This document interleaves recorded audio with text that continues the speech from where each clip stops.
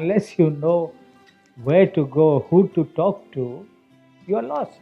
I mean, the let's take a small example like drugs. Will you go to the health ministry or would you go to chemicals ministry? Actually, drug control and drug manufacturing is under the Ministry of Chemicals and not the Ministry of Health. So obviously, stakeholder mapping is critical to know where to go. You look at a thing like anti-dumping. Anti-dumping, the Directorate General of Anti-Dumping is located in the Ministry of Commerce, where the Director General of Foreign Trade is located. It's not in the Ministry of Finance, which actually determines the rates of import duties.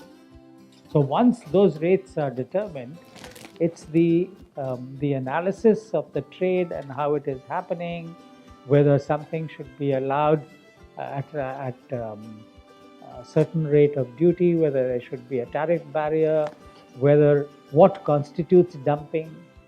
All that is to be decided by the Ministry of Commerce, which deals with foreign trade, rather than finance, which sets only the rates of taxation, rates of import duty.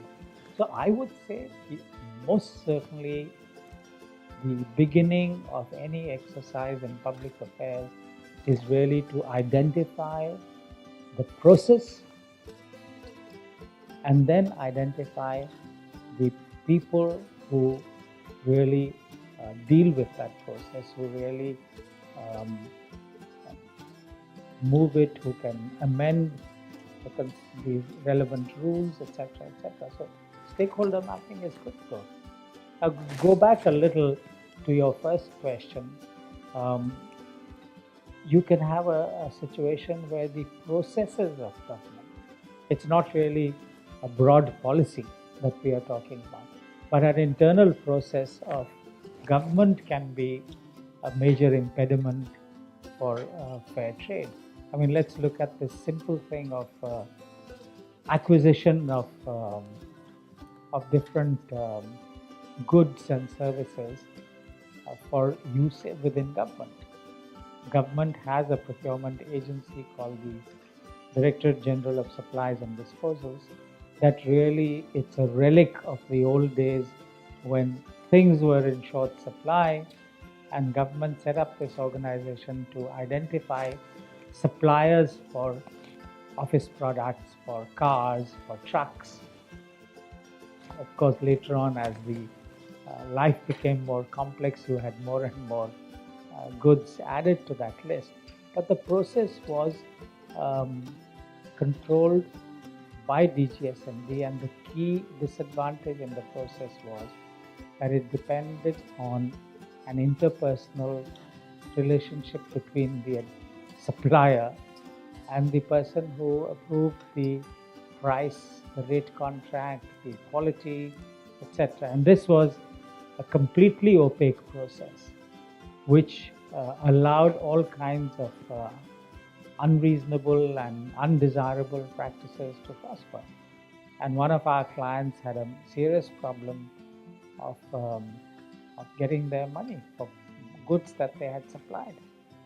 And when we offered to get their money back out of government, they said they would have problems, recurring problems in the future, unless the system became transparent.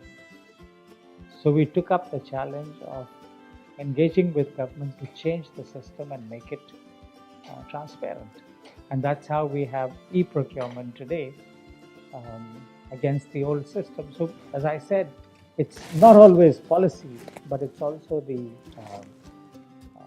process that sometimes needs to be changed.